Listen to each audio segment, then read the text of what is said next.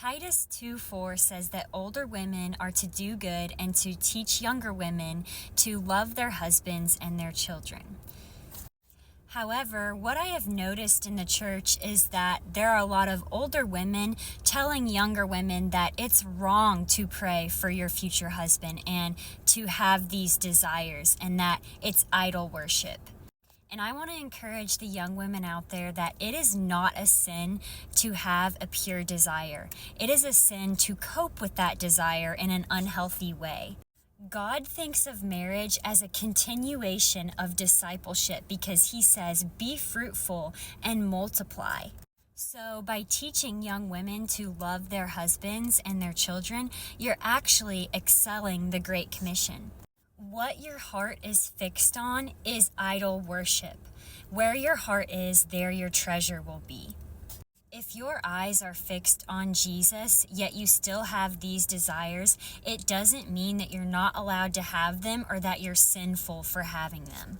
You can still have a desire for something without it stealing your affection for Jesus.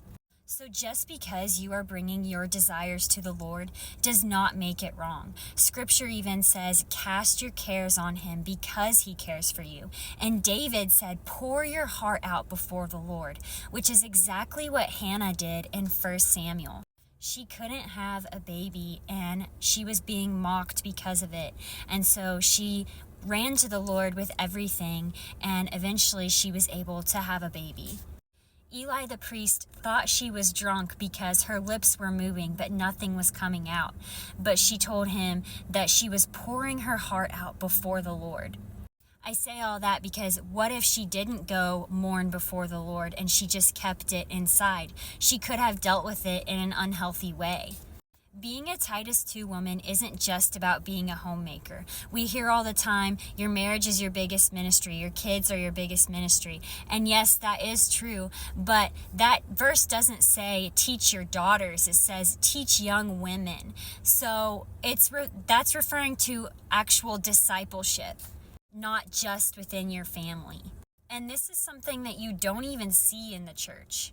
Just because you have a desire for marriage doesn't mean that you only desire intimacy. Paul did say that he wished everyone was like him, but each person has a gift of his own, referring to self-control. But Paul did desire that fellowship with Titus and Timothy when he was doing ministry. Here's what Paul said. He said, when I came to Taurus to preach the gospel of Christ, the Lord opened a door for me. I had no rest in my spirit because I did not find my brother Titus, but I said goodbye to them and left for Macedonia. And he also said this, as for Titus, he is my partner and co-worker serving you. And so, yes, these are friends, but it can also be this way in a marriage. Because why do you think Jesus sent his disciples out in pairs? It says in Luke 10, after this, the Lord appointed 70 others, and he sent them ahead of him in pairs to every town and place where himself was about to go. Mark 6:7 says, he summoned the 12 and began to send them out in pairs and gave them authority over unclean spirits. When God said he would make a helper suitable for Adam, which was Eve, the Hebrew of this is Esner Kenundo. And this is the exact name that God gives himself. And God is our help. And he's always there in the times that we need him. And he gave that attribute to women for their husbands. And together they make a great team. And a great team for ministry. And so discipleship is observing everything Jesus commanded. One of those things that's taught in discipleship is walking by the Spirit. And that is bearing fruit. Love, joy, peace, patience, kindness, goodness, gentleness, faithfulness, and self-control. This is being fruitful. This is what God meant when he said, be fruitful and multiply.